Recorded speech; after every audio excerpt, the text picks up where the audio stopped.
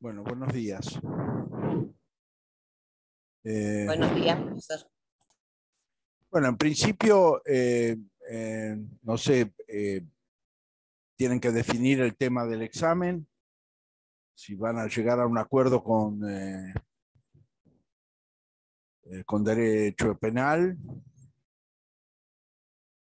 Si no, como ya he dicho, yo ofrezco tomar el 23 o el 27. Yo ya les di el mail, espero que, bueno, entre hoy y mañana me dijeron que hoy a la tarde tienen la reunión con el titular. Bueno, eso se define y me lo hagan saber. Porque yo así organizo el parcial presencial. Tengo que organizar el presencial. Si entre hoy y mañana no recibo ninguna novedad, bueno, el examen queda para el 25 a las 10. Porque yo tengo que organizarlo con Bedelía, una aula para 60 alumnos, etcétera, que no es algo sencillo. Así que bueno, eso dejamos aclarado. Es decir, que si entre hoy y mañana no recibo ninguna información al respecto, bueno, va a quedar el 25 a las 10 de la mañana el examen parcial. Bueno, en la clase de hoy vamos a cerrar el tema interamericano de protección, hablando de la Corte Interamericana de Derechos Humanos, que es un órgano jurisdiccional interamericano creado por la Convención Americana de Derechos Humanos. La propia convención establece que la competencia de la Corte Interamericana debe ser expresamente reconocida por los estados al momento de ratificación de la convención o con posterioridad. Entonces ha habido estados como el caso de la Argentina, que cuando el 5 de septiembre de 1984 depositó su ratificación de la Convención Americana, no solamente reconoció, digamos, ser parte de la convención, sino además la competencia de la Corte Interamericana de Derechos Humanos.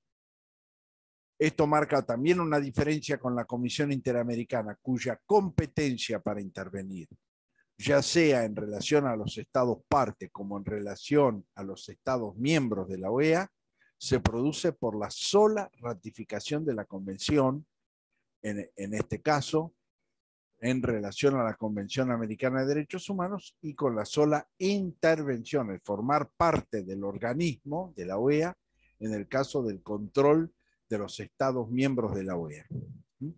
En cambio, en el caso de la Corte Interamericana, la competencia debe ser expresamente reconocida por los estados.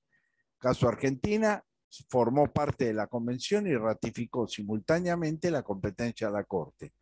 Otros estados, como en el caso de Brasil, primero ratificó la convención y muchos años después, casi 10 años después, la competencia de la Corte Interamericana de Derechos Humanos.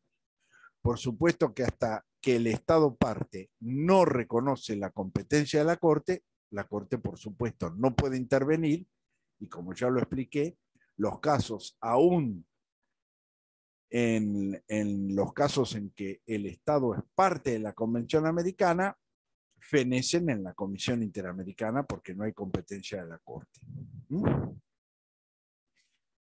Por otro lado, el acto de ratificación de la competencia de la Corte genera lo que se denomina competencia temporal, es decir, es los hechos acaecidos con posterioridad a la ratificación de esa competencia los que pueden ser elevados a la Corte, no los sucedidos con anterioridad. Una situación particular que se analizó en varios casos contenciosos es los casos de desaparición forzada de personas. La mayoría de la Corte estableció el criterio de que la competencia no, es la competencia en general. Después vamos a ver, acá me preguntan cómo se denomina la competencia. Es reconocimiento de la competencia de la Corte Interamericana de Derechos Humanos. Después vamos a ver que la Corte tiene dos tipos de competencias. una consultiva y otra contenciosa. Pero en última instancia, el reconocimiento de la competencia abarca esas dos funciones de la Corte Interamericana. Es decir, la cuestión es la competencia, es la posibilidad de que la Corte Interamericana intervenga en una situación determinada, por ejemplo, ¿no? O eventualmente vamos a ver la cuestión de la opinión consultiva, los alcances que tiene. Pero en el caso contencioso, cuando se quiere presentar un caso individual que ha pasado por la Comisión Interamericana de Derechos Humanos, para que la comisión o el Estado denunciado eleve el caso a la Corte Interamericana, la competencia de la Corte tiene que estar previamente reconocida por ese Estado. Si no está reconocida, no hay competencia de la Corte. Y a partir de que la reconoce, se refiere a los acontecimientos acaecidos con posterioridad al reconocimiento de esa competencia. Entonces, en un caso concreto, pongamos el Estado reconoce la competencia de la Corte en 2010. Se ha producido la desaparición de una persona en 2008 y permanece desaparecida. ¿Qué ha dicho la Corte Interamericana? Que puede analizar lo acaecido y la responsabilidad del Estado respecto a esa desaparición del 2010 en adelante, no lo sucedido con anterioridad. Entonces eso fija una competencia temporal. Y por supuesto que ese reconocimiento, por otro lado, fija una competencia material, es decir, hay que haber ratificado la Convención Americana de Derechos Humanos y la competencia de la Corte para que eventualmente la Corte pueda intervenir en relación a la violación por parte de un Estado de la Convención Americana de Derechos Humanos en un caso individual, en un caso particular. Como ya lo aclaré, siempre hay que pasar previamente por la Comisión Interamericana de Derechos Humanos en un caso individual. Y en el caso en que la Comisión Interamericana emite el informe preliminar del artículo 50 y notifica este informe al Estado, la Comisión y el Estado tienen 3 meses para elevar el caso a la Corte Interamericana en la medida en que, por supuesto, ese Estado haya reconocido la competencia de la Corte Interamericana. Entonces fija una competencia temporal que es a partir de la ratificación, una competencia material que es haber ratificado la Convención Americana de Derechos Humanos, previamente a los hechos que van a ser de conocimiento por parte de la Corte. Estos son los dos principios iniciales. Luego, como ya explicamos, la Corte Interamericana es creada por la Convención Americana de Derechos Humanos. Por lo tanto, la propuesta de candidatos y la elección de los integrantes de la Corte solo lo hacen los estados parte de la Convención Americana, es decir, los estados que han ratificado la Convención Americana.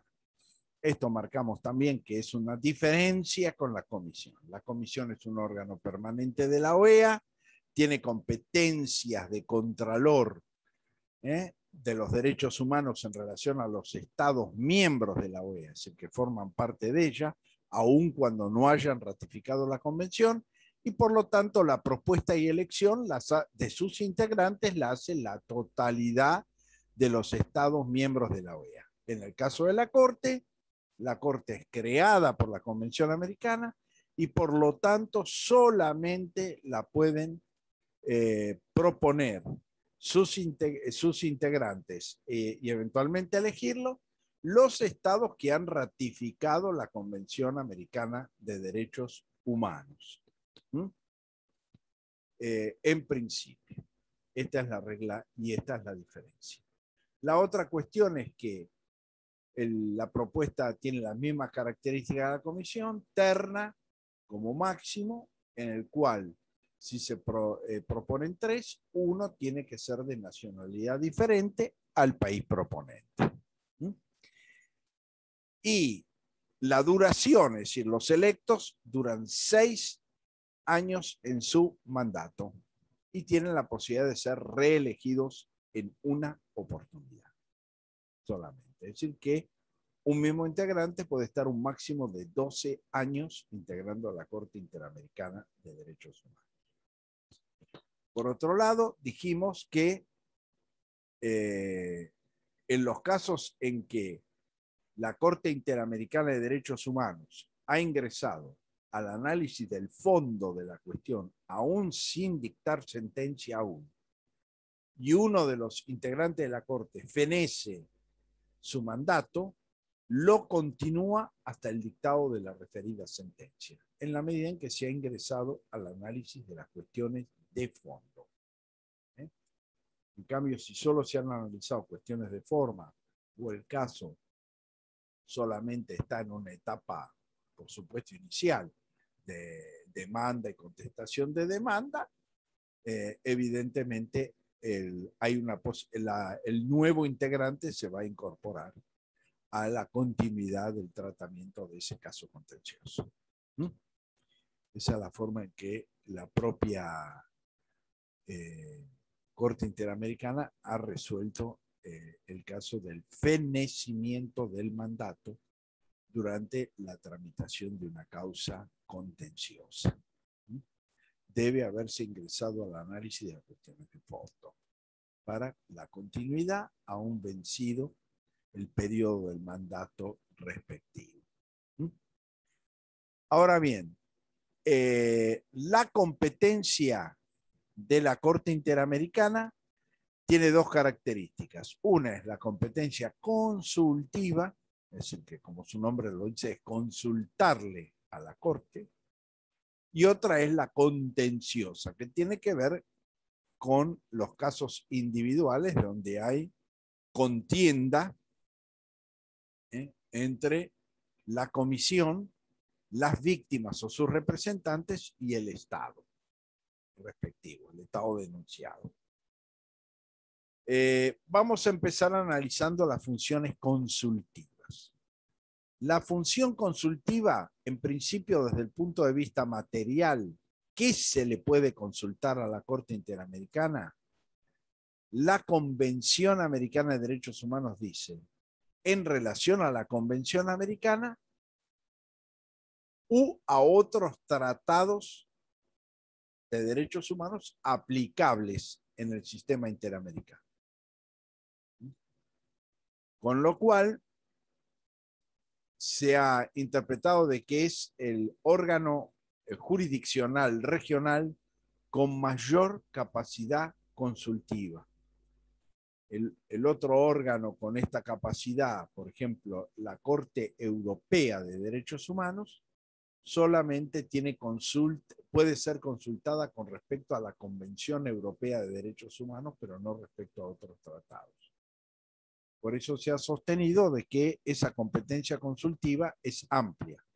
No solamente abarca consultarle a la Corte sobre la Convención Americana, sino también respecto a otros tratados de aplicación dentro del sistema interamericano.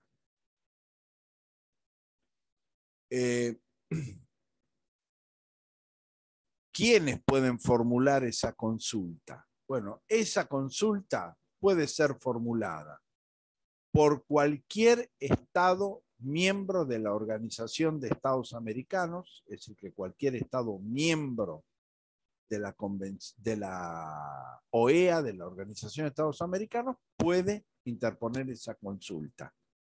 U órganos del sistema interamericano con competencia en materia de derechos humanos en el marco de su propia competencia. Por supuesto que la Comisión Interamericana de Derechos Humanos es la que más amplia competencia en materia de derechos humanos tiene, porque es el órgano de promoción y protección de los derechos humanos en términos generales. Y la Comisión Interamericana ha formulado consultas a la Corte. Pero hay otros órganos. Por ejemplo, la Organización Panamericana de la Salud, por ejemplo, podría eventualmente formular consultas vinculadas con la temática particular de la salud que vincula el tema de derechos humanos, por ejemplo.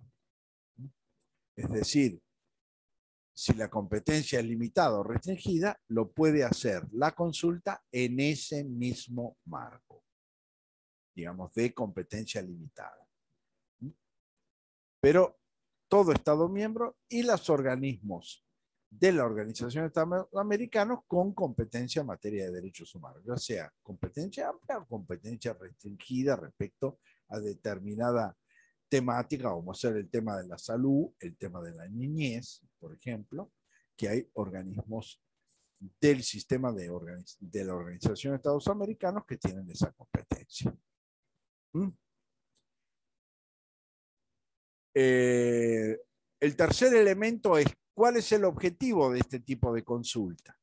Bueno, el tipo de, este tipo de consulta, bueno, el objetivo que tiene es fijar la interpretación de la Corte respecto a los alcances de la Convención Americana de Derechos Humanos y las obligaciones que fija, por ejemplo, y eventualmente la relación de la propia convención con otros tratados de aplicación dentro del sistema interamericano o en relación directa con otros tratados de aplicación dentro del sistema interamericano de derechos humanos.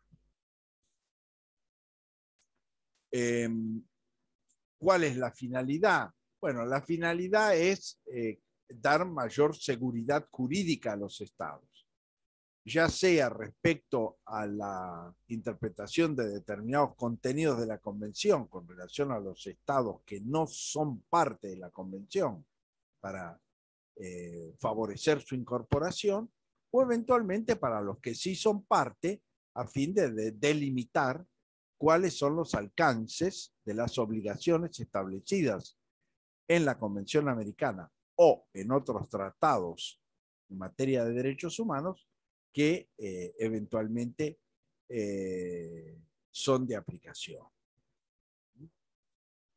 Por lo tanto, las opiniones consultivas tienen valor jurisprudencial porque después en los casos contenciosos, es decir, no solamente ha esclarecido un determinado conflicto, ahora vamos a ver el planteo particular, sino que a su vez esa interpretación luego ha sido utilizada por la Corte Interamericana con la finalidad de fijar un criterio que luego en los casos contenciosos puede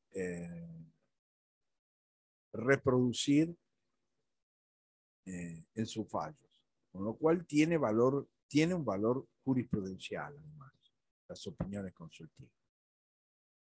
¿Cuáles son los requisitos para que una opinión consultiva sea viable por parte de la Corte Interamericana? En principio debe plantear un problema real. Un problema real. Por ejemplo, a través de una comisión, a través de una opinión consultiva, se le consultó a la Corte si las personas detenidas en un tercer estado tenían derecho a la asistencia consular. Este caso lo planteó fundamentalmente el Estado de México en relación con las personas detenidas en los Estados Unidos, en principio por haber tratado de ingresar de un modo ilegal dentro de los Estados Unidos. Entonces, la Corte Interamericana analizó no solamente el sistema interamericano de protección, sino el sistema universal de protección de los derechos humanos, las convenciones sobre relaciones diplomáticas y consulares, etcétera, para concluir de que era un derecho de la persona detenida requerir la asistencia consular y a su vez un derecho de los representantes diplomáticos de conocer esa detención para eventualmente ofrecerle al detenido esa asistencia. Entonces, la asistencia consular se ha transformado a través de esa opinión consultiva en una garantía dentro de un proceso penal de estas circunstancias. Una persona detenida que no conoce el idioma, que no conoce la legislación y que eventualmente, por ejemplo, está detenido en un tercer país. Y por supuesto que lo ha dicho en términos generales, es decir, que la asistencia consular es un derecho y es una garantía dentro del proceso, y particularmente dentro del proceso penal. Entonces, por medio de una opinión consultiva, se ha transformado esto en una garantía. Y por ende, si se le ha negado la asistencia consular, hay, en este caso, una violación de una obligación a cargo del Estado, que eventualmente puede ser denunciada en un caso individual. Es decir, que no se trata solamente de opiniones que carecen de trascendencia futura, sino que justamente generan consecuencias en la medida en que están interpretando el sistema interamericano de protección de los derechos humanos. La otra cuestión es que esa controversia, digamos, esa situación de conflicto real, es decir, que es una situación que no puede ser una consulta abstracta, sino que tiene que tener un grado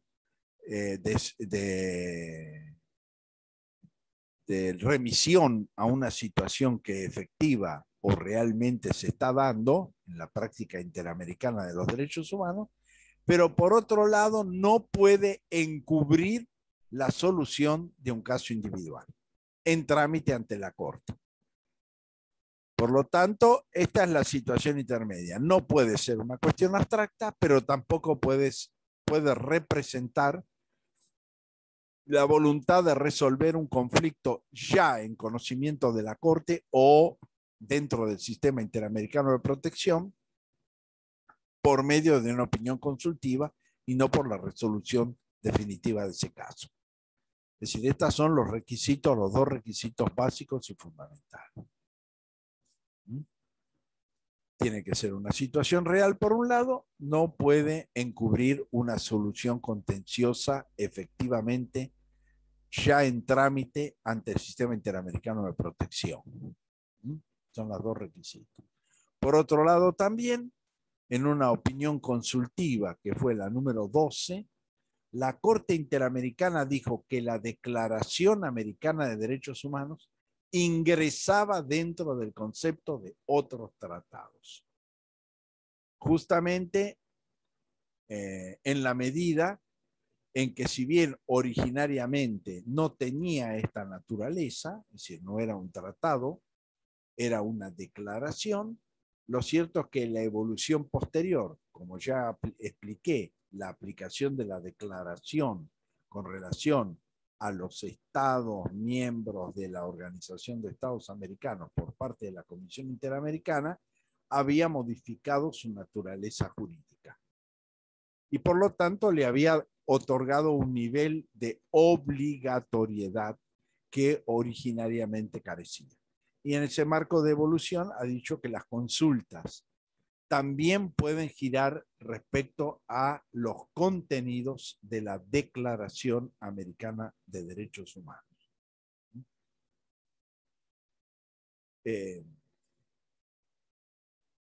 Algo similar se podía sostener respecto también a la Declaración Universal, porque si ustedes analizan la Declaración Universal de los Derechos Humanos de Naciones Unidas, la mayoría de los tratados internacionales de derechos humanos remite en su preámbulo a los términos de la Declaración Universal, con lo cual ha ido adquiriendo, digamos, un ámbito de obligatoriedad que originariamente no tenía, en la medida en que la propia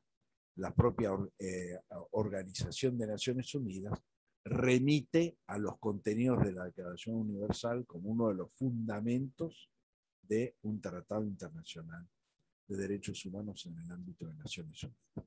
Pero en el caso particular de la Declaración Americana, ha parangonado esa declaración a un tratado la Corte Interamericana a partir de una opinión consultiva.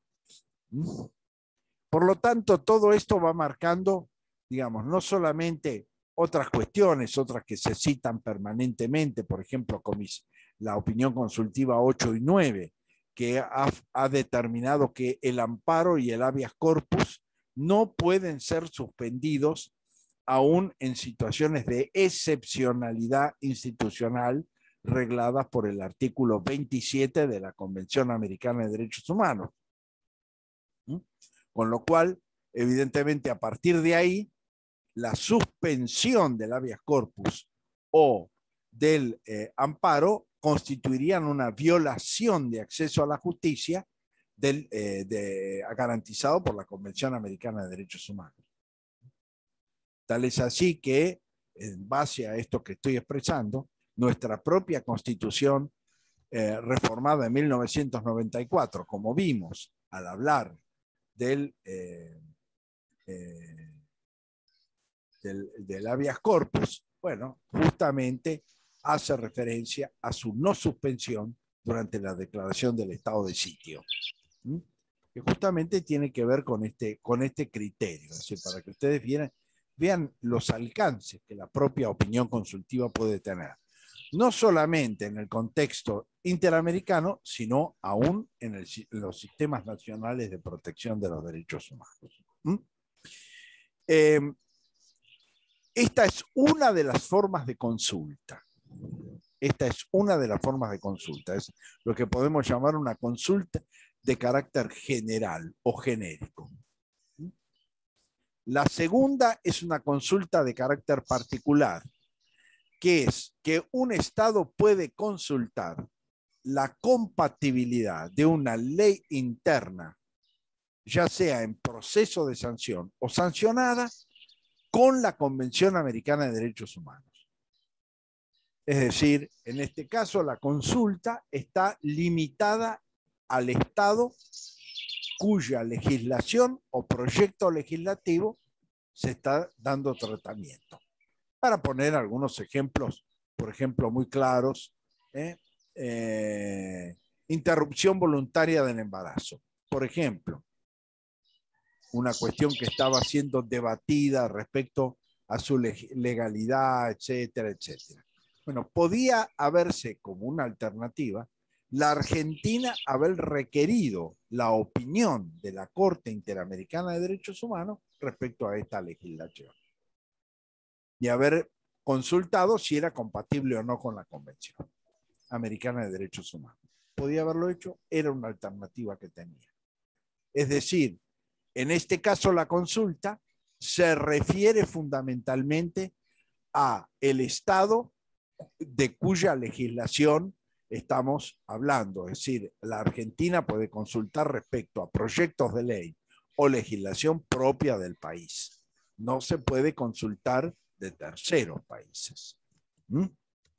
¿Cuál es la finalidad de esta forma de consulta? Garantizar la compatibilidad de una ley interna o eventualmente de un proyecto de ley en curso con la Convención Americana de Derechos Humanos y con el Sistema Interamericano de Protección. ¿Para qué? Para evitar futuras violaciones y sanciones a ese Estado en la medida en que la legislación es contraria a la Convención. Porque como ya sostuvimos cuando hablamos del deber de garantizar y respetar los derechos humanos, de que respetar los derechos humanos representa que el Estado, en la totalidad de sus poderes, debe justamente asegurar la compatibilidad entre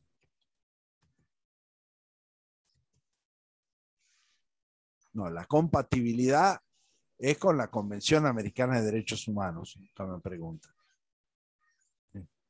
Es la compatibilidad con la Convención. Por ejemplo, en el ejemplo que yo les di, ¿qué dice el artículo 4 de la Convención Americana de Derechos Humanos? Nadie puede ser privado de la vida arbitrariamente. En general, la vida se protege desde la concepción. Bueno, yo podría haber llevado eso y haber consultado. La interrupción voluntaria del embarazo es una privación arbitraria de la vida. La interrupción voluntaria del embarazo incorpora, es un medio que en general está admitido como excepción para la protección de la vida desde la concepción. Por ejemplo, es uno de los temas que se debate en última instancia. Y bueno, si la Corte hubiera llegado a la conclusión de que no era un modo de vida, de privación de la vida arbitraria, y a su vez hubiera llegado a la conclusión de que estaba habilitado por la regla general del artículo 4, la compatibilidad con la Convención estaba ya asegurada por la opinión consultiva de la Corte Interamericana. Si hubiera dicho lo contrario, es una privación arbitraria, evidentemente ese proyecto de ley habría que ponerlo, habría que haberlo limitado o cambiarlo o modificado, porque tal cual como estaba redactado representaba una violación futura a la Convención Americana. ¿Se entiende? Es decir, esa es la finalidad. Conocer eventualmente si hay una compatibilidad con la Convención Americana de Derechos Humanos, centralmente. En los casos particularmente que el Estado, por supuesto, es parte de esa convención, ¿no? Y está obligado a ella. Pero yo podría haberlo consultado. Y en la medida de esa consulta hubiera sellado un conflicto, digamos. Si hubiera dicho sí, se puede, no es violatorio, etcétera, bueno, la discusión respecto a ese tema hubiera quedado fenecida, porque aún recurriendo al sistema interamericano, este se hubiera pronunciado a favor de la legitimidad y compatibilidad de la ley. Pero no olviden ustedes que la obligación de respetar es del Poder Ejecutivo, del Poder Legislativo y del Poder Judicial. Y por lo tanto, una sentencia contraria a la Convención Americana, una ley contraria a la Convención Americana, un proceder del Poder Ejecutivo contrario a la Convención Americana es una violación a la obligación de respetar por parte del Estado de los derechos humanos. Es por eso que la Convención y la Corte Interamericana ha dicho que existe una obligación de análisis de compatibilidad de oficio entre la Convención y la cuestión litigiosa a resolver por parte de los jueces. Justamente como los jueces también pueden violar a través de su sentencia la Convención, lo que ha dicho la Corte Interamericana como una medida de prevención, de precaución, es que todo juez o tribunal tiene la obligación de analizar, aún de oficio, sin que las partes lo hayan solicitado, si la cuestión jurídica que está en el marco del conflicto, de hecho que va a analizarse, es compatible o no con la Convención Americana. Si esa legislación a aplicarse es compatible o no con la Convención. Y por supuesto que este control de convencionalidad se ha fortalecido a partir de 1994 con la jerarquización constitucional de la Convención Americana de Derechos Humanos. Es decir, que esa obligación es compatible con la legislación constitucional argentina, sobre todo a partir de la reforma de 1994 que ha establecido la jerarquía constitucional de la Convención Americana y a su vez la regla general de que los tratados internacionales tienen más jerarquía que las leyes y por lo tanto las leyes deben ajustarse a los principios y a los dispositivos de los tratados internacionales que tienen mayor jerarquía. Entonces, bueno, esta es una cuestión que eventualmente yo puedo resolver a través de ese tipo de opinión consultiva de un Estado con respecto a su legislación interna. No solamente a la legislación vigente, es decir, que ha sido sancionada, publicada, etcétera, promulgada y publicada, sino además en los casos en que hay proyectos de ley en curso. Uno de los casos que ha tenido una gran trascendencia inicial fue justamente la consulta que hizo la República de Costa Rica respecto a la legislación sobre colegiación obligatoria de periodistas, donde justamente la opinión consultiva, porque fue una consulta de Costa Rica respecto al proyecto que estaba llevando adelante respecto a la colegiación obligatoria de periodistas.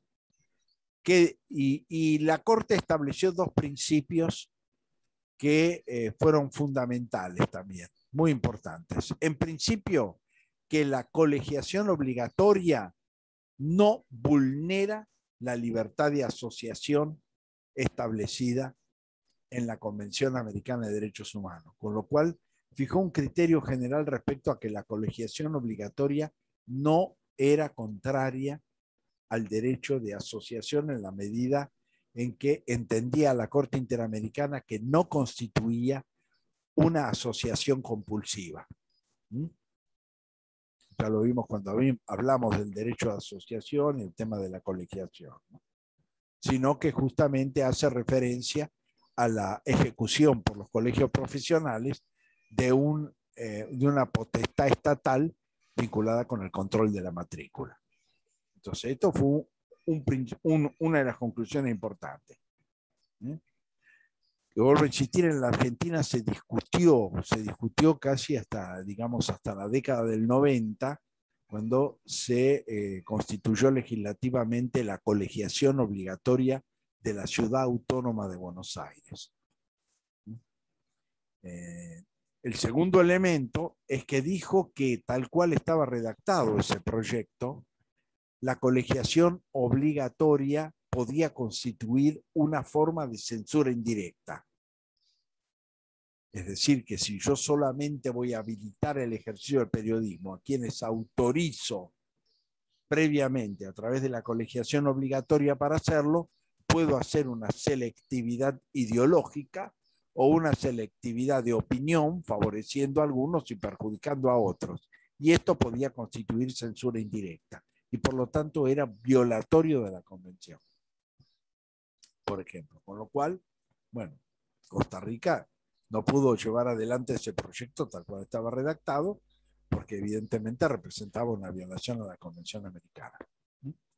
Pero vuelvo a insistir, esas opiniones consultivas no solamente tienen trascendencia para la resolución del caso concreto, sino que se proyectan en el futuro respecto a esas conclusiones. Por eso las opiniones consultivas tienen un valor también de carácter jurisprudencial, como precedentes de la Corte Interamericana para resolución de casos contenciosos. Estos son los dos tipos de consulta.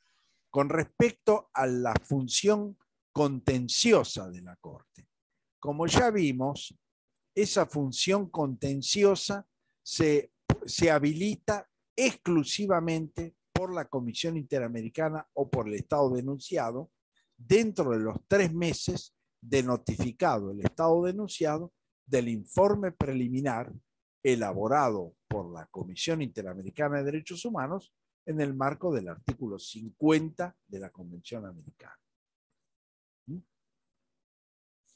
Por lo tanto, si dentro de ese plazo ni la Comisión ni el Estado denunciado elevaron el caso a la Corte, el caso fenece ante la Comisión con el informe final del artículo 51, o el informe definitivo del artículo 51, que la Comisión tiene la potestad de publicar en su informe. Es decir, puede decidir si publica o no ese informe.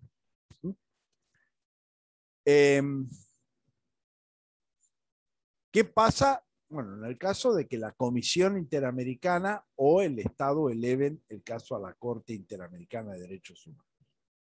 Bueno, en primer lugar hay que decir, como ya lo anticipé en la clase anterior, que inicialmente la función contenciosa de la Corte tardó en operativizarse.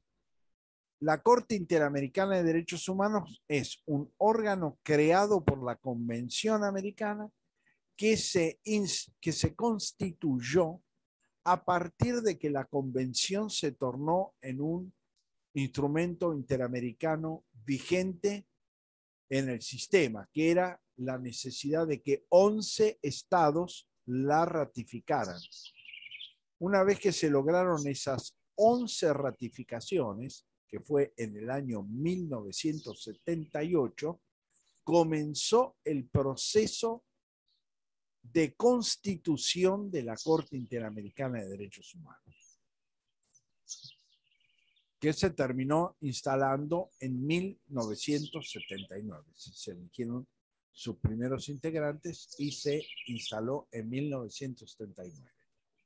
La Corte Interamericana, desde el comienzo de su gestión, se calificó a sí mismo como un órgano jurisdiccional autónomo, con lo cual tenía poder propio. Y ese poder propio, lo primero que hizo es fijar la residencia. Mientras la Carta Orgánica de la OEA dice: la Comisión Interamericana de Derechos Humanos es un órgano permanente de la OEA destinado a la promoción y protección de los derechos humanos y fija su residencia en Washington, Estados Unidos, la Corte Interamericana acordó con el Estado de Costa Rica, en un acuerdo bilateral, que la sede de la Corte Interamericana iba a ser la ciudad de San José, capital de Costa Rica. ¿Por qué? Bueno, porque justamente la Convención Americana de Derechos Humanos, o conocida como Pacto de San José de Costa Rica, se aprobó por la Asamblea General de la Organización de Estados Americanos en la ciudad de San José. Entonces, es un órgano autónomo en el sentido de que fija directamente con los estados, con uno de los estados miembros de la Organización de Estados Americanos, la sede de su funcionamiento. Por ejemplo, no está impuesto por un tratado ni por la Asamblea General de la OEA, sino por un acuerdo bilateral entre la Corte y el Estado de Costa Rica. Y permanentemente se reivindicó a sí mismo como un órgano autónomo del sistema interamericano de protección de los derechos humanos, en la medida en que es, vuelvo a insistir, un órgano creado por la Convención Americana de Derechos Humanos y no por una decisión, en última instancia, de carácter general de la Asamblea en el marco del Tratado Constitutivo de la OEA. Entonces, esto es una característica también que la Constitución, digamos, de la Corte tiene. Ahora bien, como ya dije, esta Corte Interamericana de Derechos Humanos, además de la función consultiva, tiene esta función contenciosa, que se habilita por la Comisión o por el Estado, exclusivamente. Las víctimas, los representantes de las víctimas, carecen de capacidad de iniciativa para interponer la denuncia ante la Corte. La decisión inicial de la Comisión Interamericana, porque como ya anticipé, todos los casos que llegaron a conocimiento de la Corte siempre lo fueron por iniciativa de la Comisión Interamericana de Derechos Humanos. Recién en 1985 se presentan los primeros casos contenciosos contra Honduras, que se resuelven en 1986 por la Corte Interamericana de Derechos Humanos. A partir de ese momento, piensen ustedes, 1978-1979, la Constitución, 85, el primer caso contencioso. Así pasaron 6 años hasta que la Comisión decidió presentarlo. Esto ha ido en un paulatino desarrollo en la medida en que se pasó de un sistema selectivo, es decir, la Comisión decidía, sobre todo estamos hablando de esa década del 80, de los 90 también, de funcionamiento de la Corte Interamericana, en la cual la Comisión tenía un criterio más selectivo respecto a la interposición de los casos. Y por lo tanto, una mayoría de estos casos terminaban, digamos, con el informe final de la Comisión y su publicación al informe general de la Comisión Interamericana, y no llegaban a la Corte Interamericana de Derechos Humanos.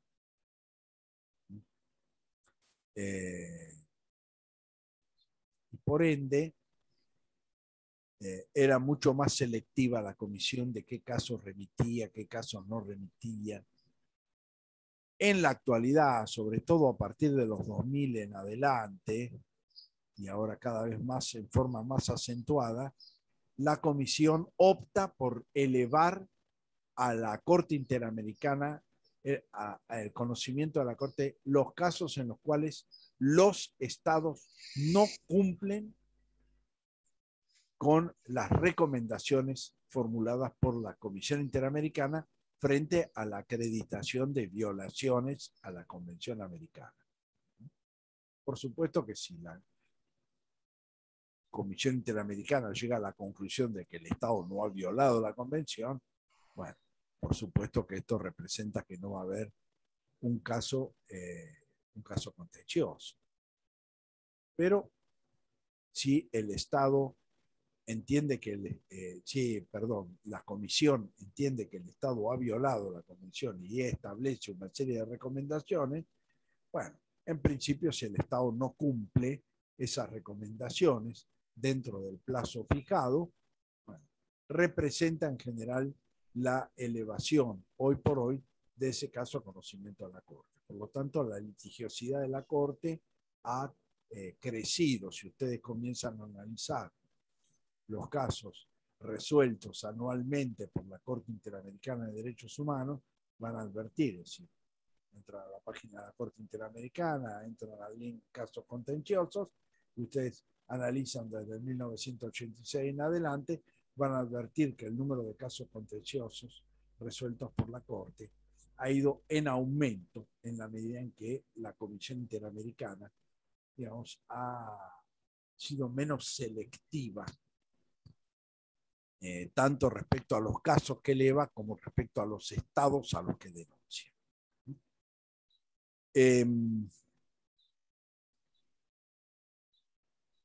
¿Cuáles son las características del sistema contencioso, del proceso contencioso? Bueno, las características en principio son de 3 contenidos básicos: excepciones preliminares, cuestión de fondo y reparaciones. Son los 3 aspectos fundamentales de un caso contencioso.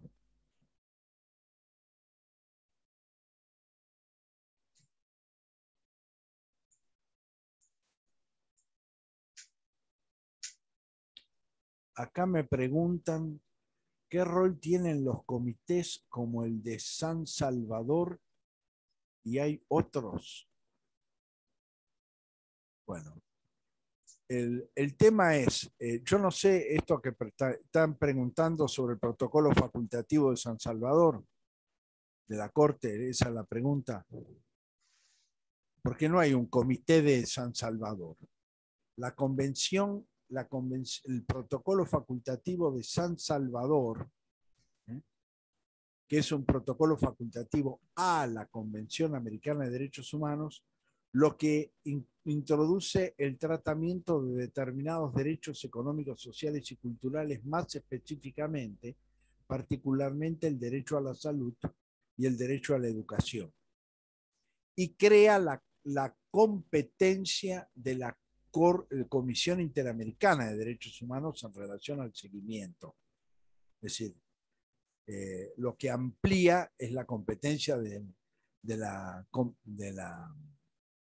Comisión Interamericana de Derechos Humanos, sin perjuicio de que ahora vamos a analizar otro aspecto de la jurisprudencia contenciosa de la Corte que hace que estos estos tratados puedan ser de aplicación.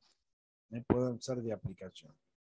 Hay otros comités o otros comités, como es el de la Convención Interamericana sobre adultos mayores, por ejemplo, o de personas mayores. Esa convención es una convención interamericana que crea un órgano de contralor más amplio, mixto, pero vamos a ver de qué manera estas convenciones, tanto desde el sistema internacional como el del sistema interamericano, se han acoplado interpretativamente a la Convención Americana de Derechos Humanos, que lo vamos a ver un poco más adelante. Pero tengan en presente esto, que hoy por hoy la interpretación que ha hecho la propia Corte Interamericana de la Convención Americana de Derechos Humanos es una interpretación extensiva. Y vamos a ver sobre qué argumentos lo ha desarrollado, ¿no? Ahora bien, dentro de ese sistema, dentro de ese esquema de cuestiones, excepciones preliminares, fondo y reparaciones, también ha habido una evolución de parte de la jurisprudencia de la Corte Interamericana. Inicialmente, como los casos contenciosos eran pocos, vuelvo a insistir, estamos hablando de los 80, los 90, la Corte dictaba una sentencia inicial sobre excepciones preliminares, luego una sentencia de fondo y finalmente habría un proceso de reparaciones. Eran 3 etapas. Entonces, se analizaban en forma autónoma o independiente por parte de la Corte. Actualmente, si ustedes analizan los fallos de los últimos años, excepciones preliminares, fondo y cuestiones de reparaciones están en una misma sentencia. Bueno, evidentemente porque la carga contenciosa de la Corte ha aumentado y por ende esta selectividad no se está dando en la realidad actual de la jurisprudencia de la Corte. Ahora, cada una de esas etapas tiene sus particularidades. Las excepciones preliminares generalmente son interpuestas por el Estado denunciado. Esas excepciones son el no cumplimiento de los requisitos de admisibilidad, agotamiento de los recursos internos, simultaneidad de denuncias, reiteración de una denuncia ya formulada, presentación fuera de plazo de los 6 meses. Es decir, lo que serían los requisitos de admisibilidad integra las excepciones preliminares. La regla jurisprudencial de la Corte Interamericana ha sido que el Estado solo puede interponer las excepciones que efectivamente interpuso en el trámite ante la Comisión Interamericana de Derechos Humanos. Con lo cual, si el Estado ante la Comisión Interamericana no interpuso excepciones, no lo puede hacer ante la Corte. La segunda regla es que no interpuestas excepciones, no puede interponer excepciones autocontradictorias entre sí. Es decir, que no puede, por ejemplo, haber dicho ante la Comisión Interamericana que no se agotaron los recursos internos y luego alegar ante la Corte que la denuncia se presentó 6 meses después de agotados los recursos. Entonces la Corte ha dicho, esa es una excepción autocontradictoria. Con lo cual, la tesis actual es que solamente puede interponer las excepciones que efectivamente interpuso ante la Comisión Interamericana en la medida en que la Corte Interamericana ha dicho que tiene la capacidad de examinar in toto, es decir, en la totalidad, el trámite que se ha llevado ante la Comisión Interamericana de Derechos Humanos.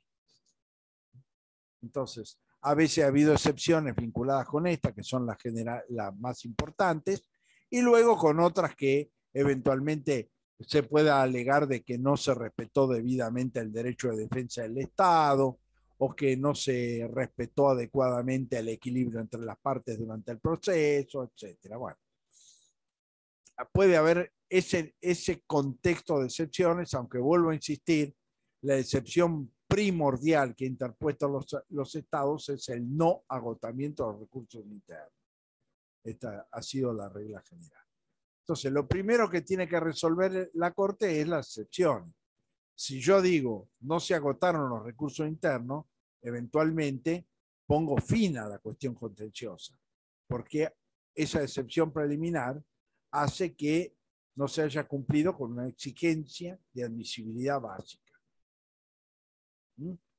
Ahora también la Corte ha distinguido casos en los cuales sí se ha agotado y en los casos que no se ha agotado los recursos internos.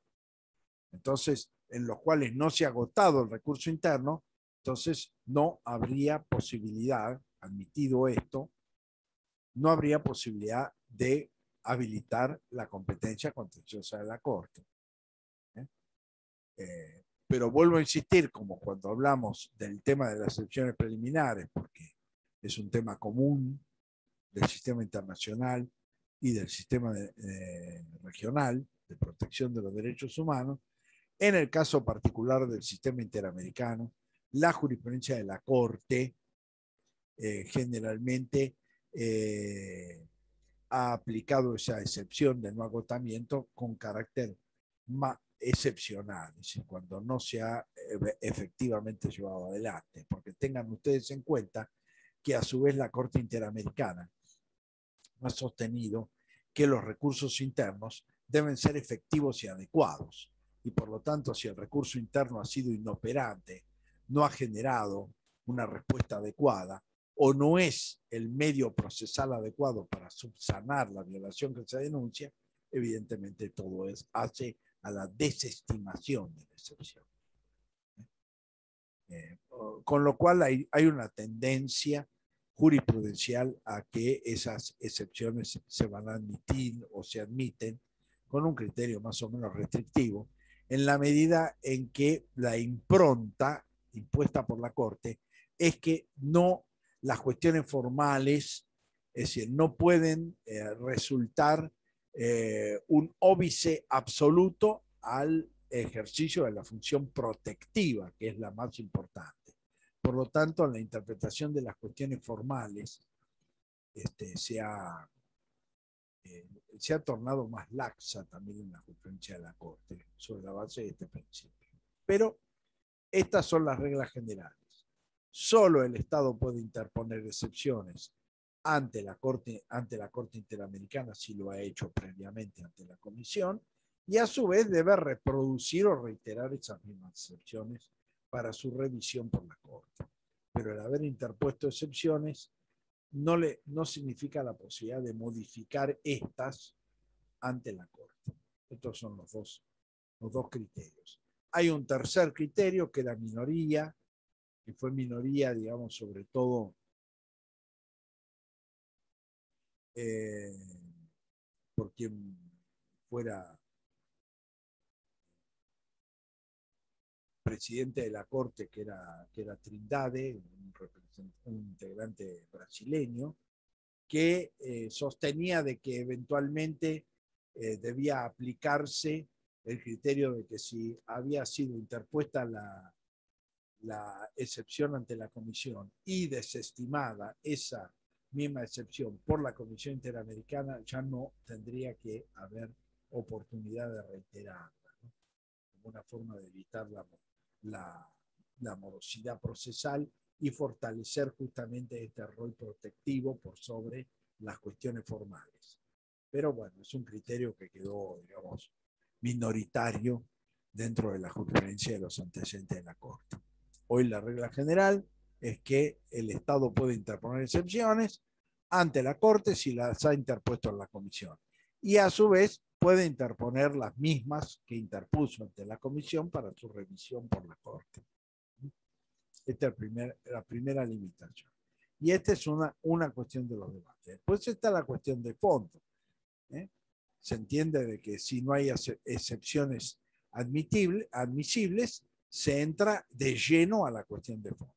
Si hay excepciones que limitan la competencia de la Corte, como esto que vimos de cuando ratificó el Estado la competencia de la Corte, etcétera, que puede establecer una diferencia respecto a los contenidos a ser tratados, que siempre deben ser hechos posteriores a la ratificación de la competencia de la Corte.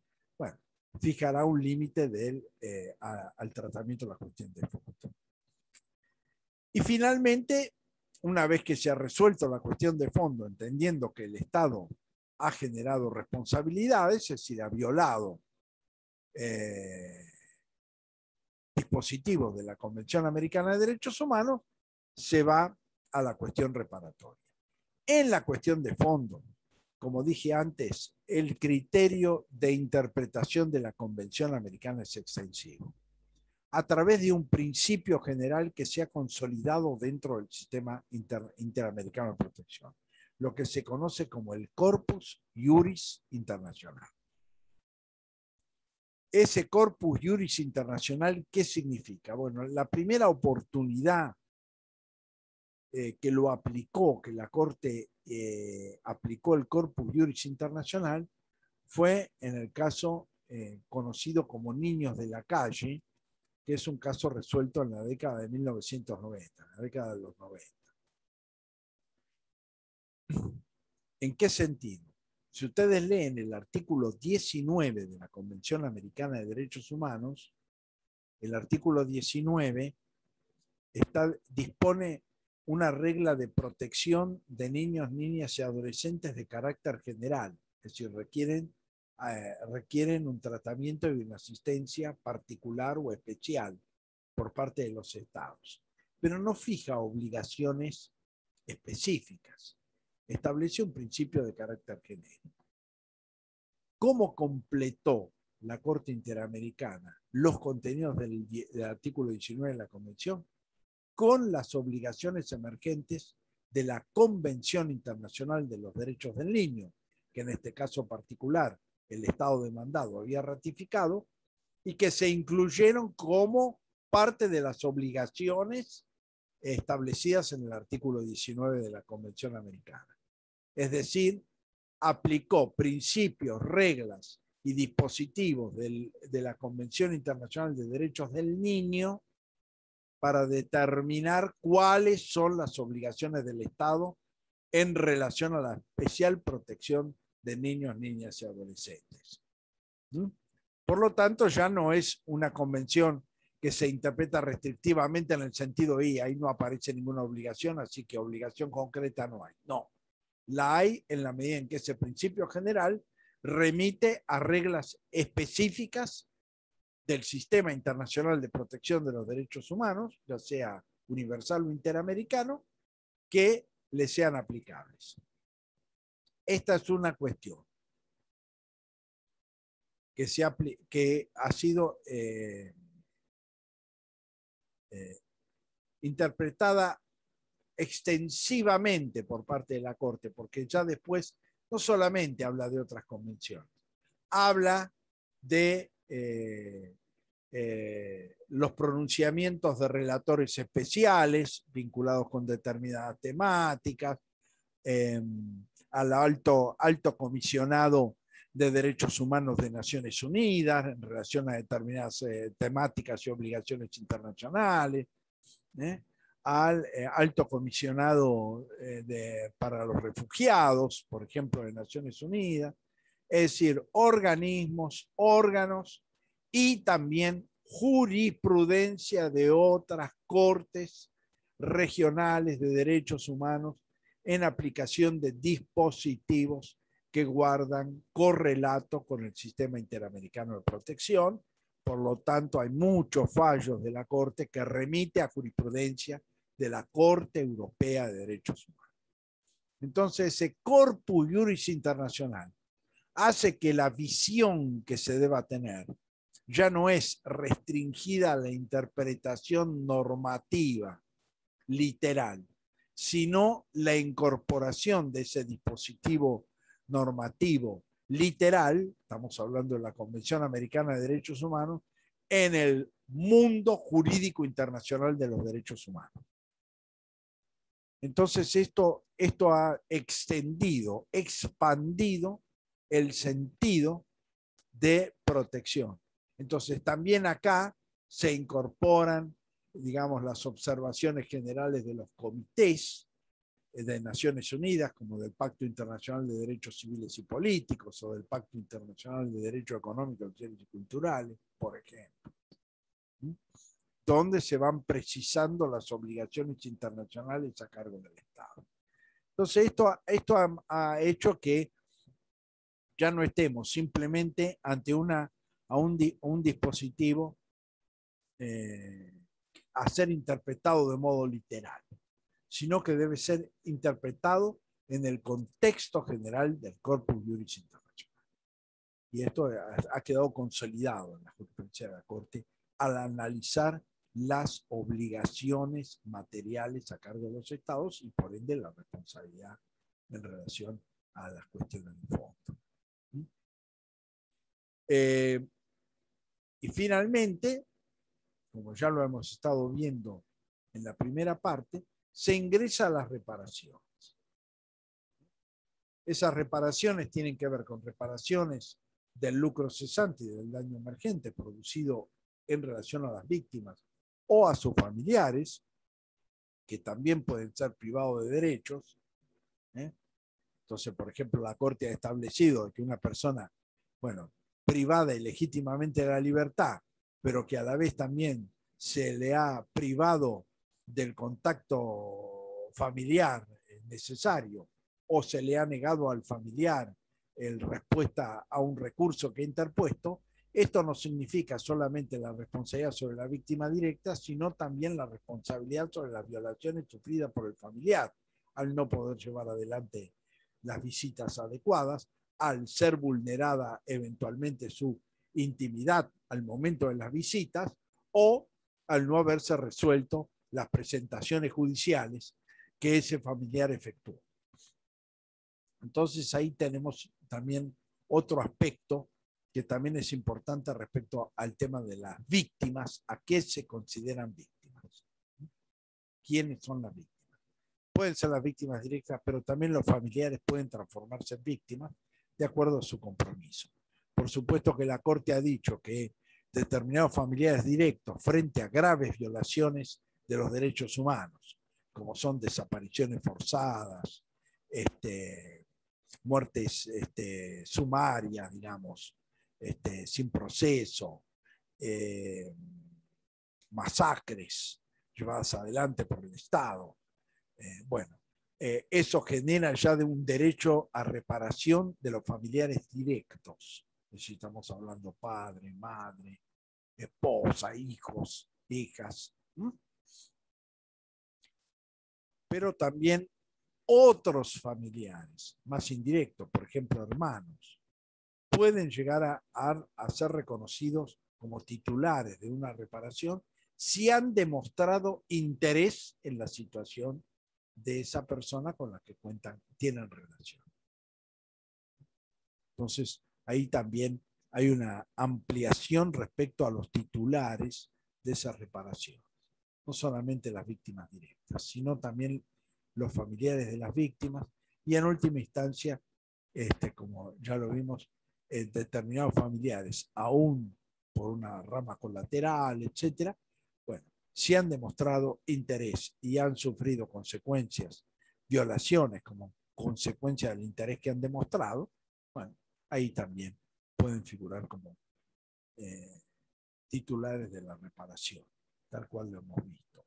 Y a su vez, bueno, tener en cuenta que en el caso de menores de edad, niños o niñas, adolescentes que son menores de edad conforme a la legislación del país de que se trate, bueno, las reparaciones se depositan hasta el cumplimiento de la mayoría de edad en las mejores condiciones financieras del país denunciado o condenado. Es una responsabilidad del Estado, justamente para garantizar la disponibilidad de esos recursos por el beneficiario cuando cumple la mayoría de edad. Y por último, algo que se ha incorporado fuertemente en los últimos años en la jurisprudencia de la Corte en materia de reparaciones es las reparaciones de no reiteración. Es decir, si la violación es consecuencia de una legislación, derogar la ley. La responsabilidad de derogar la ley. El mantenimiento de la memoria, por ejemplo, es decir, a partir de generar situaciones que recuerden socialmente las violaciones ejecutadas por el Estado, la obligación de pedir disculpas públicas por parte del presidente de la República a las personas víctimas, por ejemplo, a la publicación de la sentencia, que sí es un elemento que en general ha incorporado desde los principios de su jurisprudencia de la Corte Interamericana, también como una forma de no reiteración, es decir, de que socialmente se tome conocimiento de las violaciones que se han producido.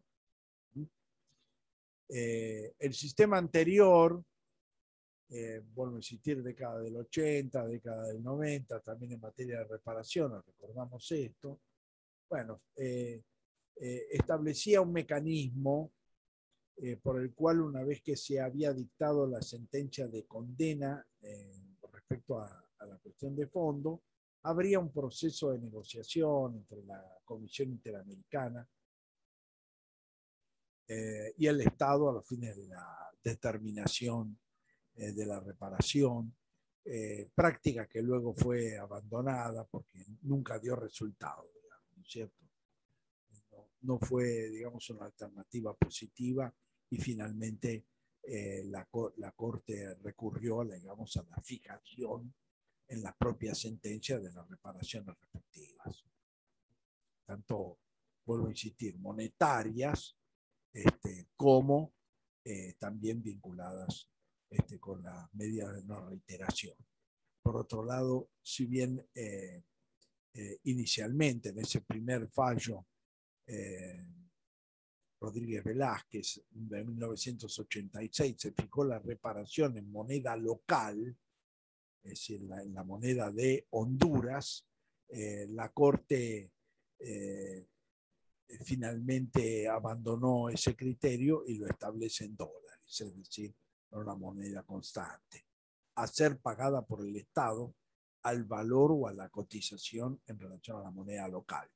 Pero la sentencia fija la reparación en dólares y la posibilidad de que el Estado la pague en moneda local a la cotización del momento del pago, de realizar el pago. Una cuestión importante que se ha producido en la evolución del reglamento interno de la Corte Interamericana de Derechos Humanos es la participación de las víctimas y sus representantes en el proceso contencioso.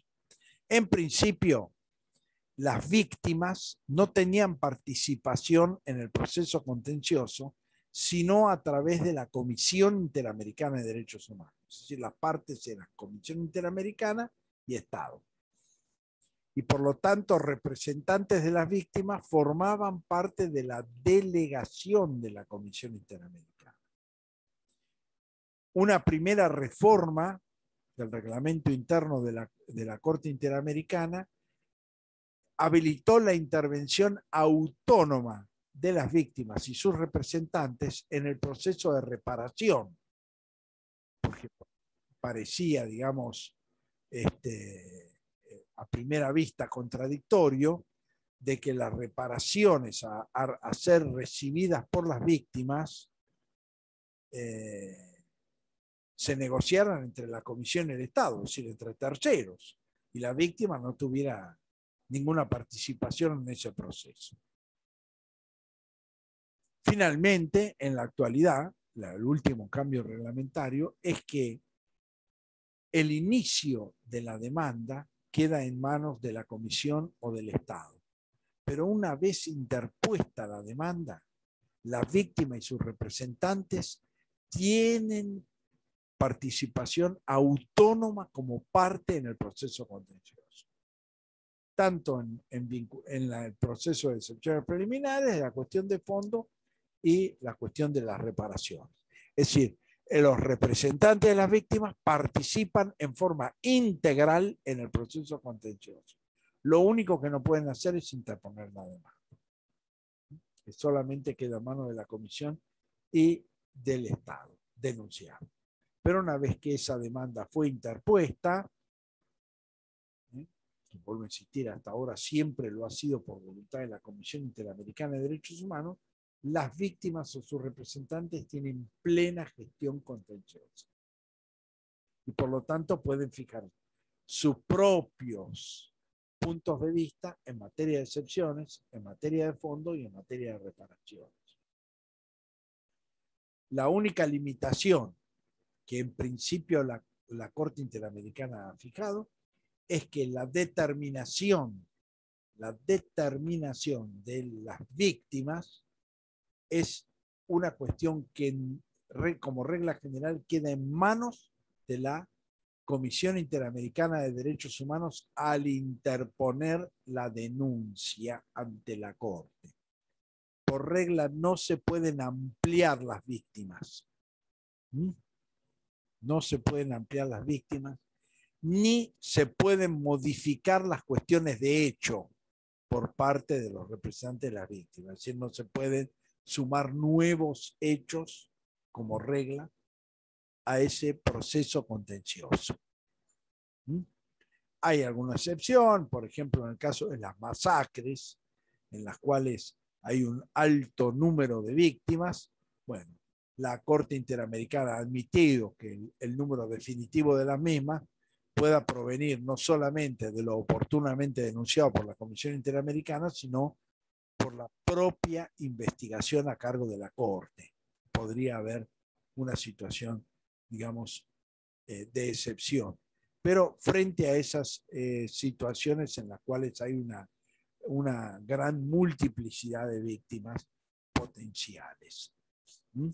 Pero en los casos en que estamos hablando de víctimas individualizables, claramente individualizables, en principio quedan restringidas a las enunciadas por la Comisión Interamericana o por el propio Estado al momento de la denuncia. Y finalmente, los hechos tampoco pueden ser modificados o ampliados por parte de los representantes de las víctimas en el proceso contencioso. Pero sí, lo que pueden hacer las víctimas es alegar en relación a esos mismos hechos la violación de otros artículos de la Convención Americana de Derechos Humanos no denunciados por la Comisión.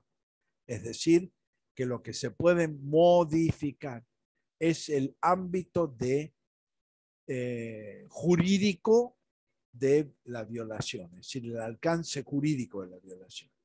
Es decir, por ejemplo, la comisión puede haber denunciado la violación del derecho, digamos, el derecho a la vida, el derecho a la integridad personal, y las víctimas sobre los mismos hechos, bueno, haber incorporado, por ejemplo, el derecho de circulación, en la medida en que las personas estaban obligadas en el contexto de los hechos a no poder movilizarse o trasladarse dentro del propio Estado. Sí, y eso se puede agregar, pero los hechos tienen que ser los mismos denunciados por la Comisión Interamericana. Así que lo que puede haber es una amplitud de las denuncias. Es decir, existen determinadas restricciones, límites, pero por otro lado existe una amplia gestión, digamos, de fundamentación y aplicación del derecho al caso concreto por parte de las víctimas. Y esto es un cambio sustancial que se ha producido en la medida en que, vuelvo a insistir, a partir de la interposición de la denuncia por la Comisión o por el Estado, las víctimas tienen pleno desarrollo procesal autónomo y por lo tanto pueden efectuar peticiones que eventualmente, vuelvo a insistir, con respecto a lo argumentativo, pueden coincidir con la comisión o no. Bueno, acá se me pregunta sobre la cuestión de prueba. Bueno, la cuestión de la prueba en los procesos contenciosos, por ejemplo, existen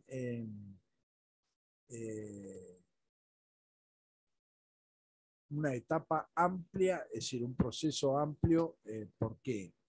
Probatorio en la medida en que la etapa contenciosa en sí misma es de carácter oral y presencial, es decir, que las demandas, las contestaciones de demanda, eventualmente las alegaciones se hacen por escrito, pero luego, una vez que lo que podemos denominar se ha trabado la litis, es decir, que las partes, comisión, Estado y víctimas han formulado sus posicionamientos y han ofrecido las pruebas respectivas a ser producidas, bueno, esto se genera, digamos, en una audiencia oral. Esa prueba puede ser amplia, puede ser prueba documental, prueba testimonial, de expertos. Ha habido casos en los cuales la Corte Interamericana de Derechos Humanos ha admitido, por ejemplo, la producción o los testimonios realizados por actas notariales, en los casos, por ejemplo, de que las personas no puedan trasladarse, no puedan concurrir a la sala de audiencias de la Corte Interamericana de Derechos Humanos en la ciudad de San José, Costa Rica. También en casos excepcionales la Corte se ha trasladado, una delegación de la Corte se ha trasladado a los fines de recoger determinados testimonios y determinados elementos probatorios.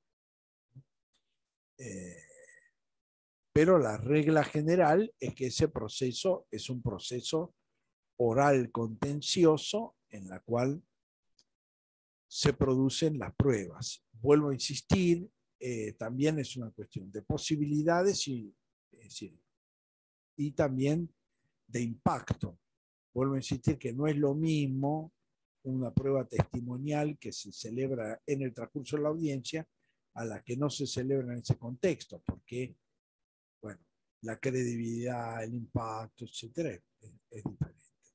Pero vuelvo a insistir que también frente a situaciones que impidan la presencia de determinados testigos, por la ausencia de recursos, por ejemplo, para que se puedan trasladar, se admite esta posibilidad. Y en última instancia también la posibilidad de que por lo menos una delegación de la Corte hasta se haya trasladado en algunos casos al Estado para tomar esas declaraciones si las considera de carácter sustancial. Ahora, dentro de ese proceso, por supuesto que hay una carga de la prueba, la regla general de la carga de la prueba por cada una de las partes, ¿cierto? Si yo alego determinadas violaciones, alego determinados incumplimientos por el Estado, tengo que ofrecer los elementos probatorios que así lo acrediten. Si yo estoy en la cosa de no, yo al Estado, como Estado no he cumplido esos, he cumplido con mis deberes, conforme a la convención, tengo que ofrecer la prueba respectiva que así lo acredite, ¿no? Es decir, hay una carga de la prueba. Una cuestión que ha sido sumamente flexible en la Corte Interamericana es respecto a la impugnación de los testigos. La impugnación de los testigos, es decir, a la posibilidad de impugnarlos por parcialidad, por ejemplo. Bueno, la Corte ha dicho que eso en última instancia quedará sujeto a la evaluación de la Corte al momento de dictar sentencia, pero no ha admitido por regla excluir testimonios sobre la base de la presunta parcialidad. Por otro lado, también en materia probatoria, la Corte Interamericana ha fijado que si la persona está bajo disposición exclusiva del Estado, es el propio Estado el que debe ofrecer la prueba respectiva respecto a su no responsabilidad. Es decir, esto es una cuestión básica que también tiene que ver con que hay situaciones en las cuales la privación de derechos se ha ejercido en un contexto de no accesibilidad pública y de no conocimiento público. Entonces, la situación, digamos, requiere por parte del Estado la obligación de acreditar. Bueno, si yo digo, bueno, ha sido maltratada una persona porque ha sido detenida clandestinamente, etcétera, etcétera, no hay elementos objetivos de la detención, bueno, yo como Estado tengo que ofrecer, no, esto no ha sido clandestino, ha sucedido así, así, acá están los elementos probatorios respectivos. Porque se entiende que el control del hecho está en manos del Estado. Por lo tanto, ya ahí hay un proceso, digamos, de lo que hoy denominamos prueba dinámica. Es decir, que no solamente es lo que la parte alega, sino también eventualmente en determinadas circunstancias, a quien se le impone, digamos, o se le acusa de una violación, bueno, también tiene que ofrecer elementos para acreditar que no la ha llevado adelante.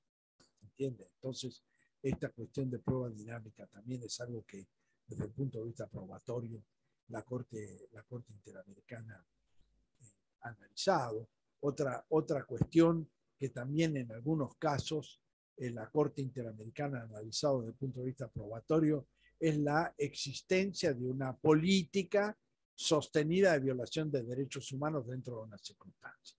Por ejemplo, en los casos particulares de desapariciones forzadas de personas, una persona que se carece de datos, que no se tiene información, a la vez dentro de un contexto en el cual el Estado ha venido produciendo desapariciones forzadas en forma sistemática, bueno, se entiende prima facie justamente que entra dentro de esa situación de carácter general y eventualmente el Estado deberá demostrar, no, yo lo detuve legalmente, se comunicó a tal juez y se hizo tal o cual actividad en cumplimiento de las obligaciones establecidas por la Convención. Este es otro factor que probatoriamente ha tenido importancia. Por ejemplo, en los casos en que hay acreditado una práctica sistemática de violación y si el hecho se circunscribe dentro de esa práctica sistemática en general, ya es una carga también del Estado de demostrar de que ha obrado correctamente y eventualmente una presunción de responsabilidad si esa práctica se convalida y los hechos entran dentro de esa práctica. Entonces eso también tiene que ver con los aspectos probatorios. Después la Corte ha desarrollado probatoriamente también el tema de la eficacia y el carácter adecuado de los procedimientos. Entonces ha habido casos en los cuales lo que se está denunciando sobre todo son violaciones producidas en el marco del artículo 7 y del artículo 8 de la Convención Americana en materia de procesos penales, donde justamente una de las cuestiones que pueden discutirse es, bueno, que el Estado puede decir, sí, nosotros ordenamos una investigación, estamos tratando de averiguar quiénes son los responsables, etcétera, etcétera. Bueno, la Corte se ha detenido mucho en el análisis circunstancial de esos procesos para determinar si la conducta del Estado ha sido la conducta adecuada o eventualmente es una mera conducta formal, digamos, pero que se ha visto entorpecida por gestiones de distinto tipo o hasta en algunos casos amenazas a funcionarios judiciales, etcétera. Bueno, todo eso también es motivo de análisis, sobre todo cuando el Estado está alegando llevar adelante investigaciones o procedimientos vinculados con las referidas violaciones denunciadas, ¿no? Entonces ahí se ha detenido también mucho el análisis circunstancial de esos procesos por parte de la Corte para determinar si efectivamente cumple con los recaudos convencionales o no. Entonces, también, bueno, el tema probatorio, vuelvo a insistir, también mucho, por eso tiene un fuerte peso la declaración de expertos, por ejemplo, ¿no? Que pueden llevar adelante también un panorama de carácter general frente a la situación en el país denunciado de los hechos que son objeto de investigación, ¿no? Esto se ha visto mucho, por ejemplo, en los fallos que ha dictado la Corte Interamericana en relación a pueblos originarios, acceso a la propiedad comunitaria. Entonces, muchas veces hay pruebas de carácter general respecto a la política estatal vinculada con esa temática, ¿no? Que pueden ser un factor, vuelvo a insistir, es decir, en la medida en que se demuestra que hay una práctica generalizada por la cual el Estado, en el caso particular como en la Argentina, en las provincias, no se está llevando, no se está operativizando el derecho, y bueno, eso también está generando una presunción. También, vuelvo a insistir, por ejemplo, como la Corte Interamericana ha dicho que es la tradición y cosmovisión de esos pueblos originarios los que generan el derecho sobre la propiedad que tradicionalmente ocupan o eventualmente otras aptas para el desarrollo humano, por ejemplo, a través de expertos, demostrar cuál es esa cosmovisión y cuáles son, por lo tanto, las prácticas tradicionales y las prácticas sociales y las prácticas productivas de esas comunidades. Por ejemplo, y eso generalmente se está demostrando a través de la declaración testimonial de expertos. Por otro lado, hay que afirmar dentro de este proceso contencioso que una vez que se ha agotado el proceso probatorio, vienen los alegatos de las partes. Y en el contexto de los alegatos, por supuesto que pueden darse algunas, sobre todo modificaciones por parte del Estado. Es decir, el Estado en el alegato puede allanarse, por ejemplo, ampliar su allanamiento original, reconocimiento de responsabilidad, o eventualmente ampliar su reconocimiento de responsabilidad en el alegato, y sí puede hacerlo. Y por lo tanto, lo que va a quedar como contencioso se va a reducir en la medida en que el Estado lo ha reconocido como tal, ¿no? Pero esto circunscribe finalmente los alcances de la cuestión contenciosa a partir de los alegatos que comisión, representante de las víctimas o víctimas y Estado hagan al momento del cierre del proceso contencioso. Pero vuelvo a insistir, ese proceso contencioso tiene algunas características.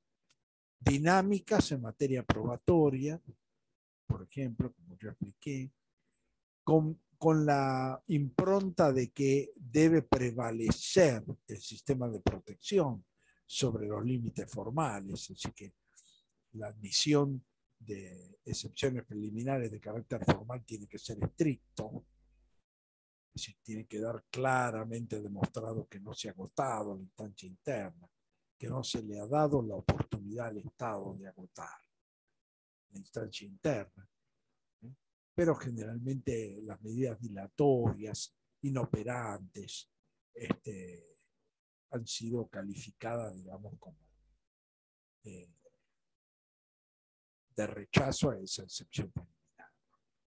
Y como ya lo dije, como a su vez esos incumplimientos pueden generar violaciones a cuestiones de fondo, como el artículo 8 o el artículo 7 de la Convención Americana de Derechos Humanos, vinculadas con los procedimientos y las reglas procesales y los derechos y las garantías en el proceso, bueno, evidentemente esto no solamente significa la posibilidad de rechazo de una cuestión de fondo, de forma, perdón, sino además la generación de responsabilidades de cuestión de la cuestión de fondo. Y es por eso que justamente la Corte también se ha detenido en el análisis de los procesos. Porque como ya lo sostuve, la Convención Americana de Derechos Humanos ha un poco quebrado esta distinción entre cuestiones de forma y de fondo. Las violaciones de forma constituyen violaciones de fondo, indudablemente, violaciones materiales. Y hoy por hoy esas violaciones materiales no solamente están referidas a las cuestiones o los procedimientos penales, como tradicionalmente lo tenía nuestra Constitución en el artículo 18, sino a todo tipo de proceso. No solamente judicial, sino también administrativo. Entonces, la amplitud de la protección en ese sentido, digamos, ha crecido, ¿no?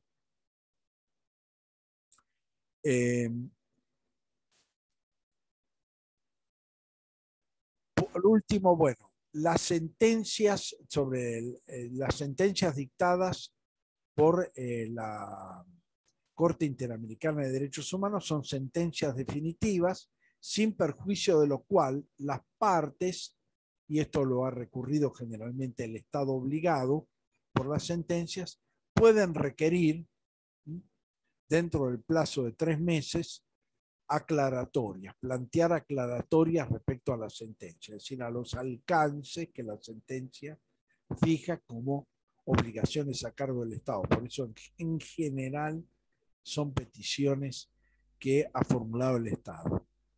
Es decir, pero esas aclaraciones, por supuesto, no pueden modificar la sentencia dictada por la Corte, sino interpretarla, en su caso. La sentencia de la Corte es definitiva y si bien la Convención Americana de Derechos Humanos admite la posibilidad de que la sentencia firme de la Corte Interamericana se ejecute en el derecho interno del país condenado como sentencia extranjera, cosa que los códigos procesales admiten, por ejemplo en Argentina, el Código Civil Comercial, los códigos civiles y comerciales lo admiten, la posibilidad de ejecutar una sentencia extranjera. La práctica de la Corte Interamericana en materia contenciosa, desde su origen hasta la actualidad, es que es la propia Corte la que controla el cumplimiento de la sentencia, en todas sus partes, digamos, ¿no? En el cumplimiento de las cuestiones de fondo, porque al resolver las cuestiones de fondo y determinar, por ejemplo, que una detención es arbitraria o ilegal, bueno, la inmediata libertad de la persona detenida. Con lo cual, bueno, el control tiene que ver con el cese de la violación que se ha ejecutado. Y luego, con el cumplimiento de las distintas reparaciones, tanto reparaciones directas sobre las víctimas y eventualmente sus familiares, y las medidas de no reiteración. Así que todo ese proceso de contralor está a cargo de la Corte Interamericana de Derechos Humanos. Nosotros tuvimos un caso que fue un poco contencioso, que fue el caso Fontevecchia. En el caso Fontevecchia, la Corte Suprema de Justicia había establecido la responsabilidad de un medio de prensa, que es el famoso caso Menem. Había establecido la responsabilidad en el caso en que se había difundido, digamos, la existencia de un hijo extramatrimonial por parte del entonces presidente de la República, que era Carlos Menem. La Corte entendió que eso generaba una violación a la privacidad, basada en que la información sobre la existencia de un hijo extramatrimonial en situación de abandono, no tenía interés público. y por lo tanto era una vulneración a la privacidad. Eso fue primero a la Comisión Interamericana y luego a la Corte Interamericana de Derechos Humanos. La Corte Interamericana de Derechos Humanos resolvió que en realidad la aplicación de una sanción era violatoria a la libertad de expresión, que la posibilidad de difundir, que es esa información, no era cierto que carecía de interés público, medida que era no solamente la existencia de un hijo extramatrimonial, sino la cuestión de fondo era la situación de abandono en la cual ese hijo extramatrimonial del presidente de la República se encontraba. Y el interés público en que radicaba. Y bueno, si abandonaba intereses afectivos directos, bueno, qué confiabilidad generaba en la administración de recursos públicos. Entonces, que eso tenía un interés público. Y por lo tanto, entre las medidas reparatorias que estableció la Corte Interamericana fue bueno, dejar sin efecto la sentencia de la Corte Interamericana que fijaba la reparación. Bueno, la Corte, cuando el caso llegó a conocimiento, la Corte Nacional, la Corte Suprema de Justicia de la Nación, decidió de que la Corte Interamericana no era cuarta instancia, que no tenía capacidad derogatoria y que por lo tanto no iba a dejar sin efecto su sentencia. Bueno, esto generó un proceso de negociación, en realidad, entre el Estado argentino, que involucraba, digamos, a la Corte, y la Corte Interamericana, y en la cual se resolvió definitivamente que si bien no se revocaba, es decir, no se dejaba sin efecto la sentencia, se aclaraba al final de la misma, en su publicación, que había sido considerada por la Corte Interamericana como violatoria de la Convención. Esto se discutió respecto a los efectos internos de las sentencias de la Corte, con respecto a la Corte Interamericana, ¿no? En el caso particular de la Argentina. Porque hasta ese momento la Corte Interamericana, la Corte Nacional había tenido un criterio mucho más amplio. Por ejemplo, había afirmado de que en los casos en que se había ordenado investigar y determinar los responsables de una violación a los derechos humanos por parte del Estado argentino, quedaba sin efecto la prescripción, y que eventualmente esa investigación debía ser llevada adelante, aun cuando respecto al derecho argentino la acción estuviera prescripta por el transcurso del tiempo. En cambio, en Fontevecchia, bueno, se fijó una tensión en la medida en que, si bien la Corte ordenó derogar, porque vuelvo a insistir, el respetar los derechos consagrados en la Convención significa para el Poder Judicial no dictar sentencias contrarias a la Convención, la Corte Nacional no admitió esa derogación, pero finalmente aceptó que se fijara, digamos, esa situación intermedia en la cual, si bien la sentencia no se derogaba, se aclaraba que había sido declarada como violatoria de la Convención Americana de Derechos Humanos por la Corte Interamericana. Bueno, dejamos acá. Y lo que les voy a pedir entonces es que por favor entre hoy y mañana me confirmen el tema de la fecha. Si el 25 en última instancia. Mi mail es Vlasic Barberis, WLASIC B larga A R B larga E R I S @gmail.com.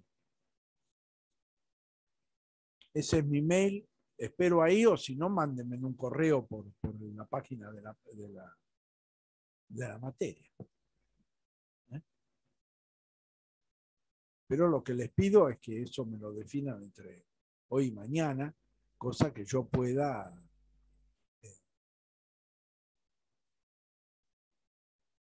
decidir eventualmente si se mantiene el 25 el derecho penal. Bueno, yo lo que puedo es, ustedes me dicen si lo quieren anticipar al 23 o lo quieren llevar al 27. ¿Mm? Y en esa Yo fecha lo tomo. pienso, profesor, que sería mejor el 27, así tenemos más tiempo para estudiar. Bueno, que sea el 27 entonces. ¿Mm? Me informan eso. ¿Está? Muy bien. Bueno, quedo a espera de las noticias y en última instancia nos veremos en el parcial presencial. Cualquier cuestión, también me pueden consultar por el correo de la materia, cualquier duda que vayan teniendo a la medida que vayan avanzando en el estudio de la materia. ¿Eh? Muy bien. Hasta luego. Hasta luego, profesor.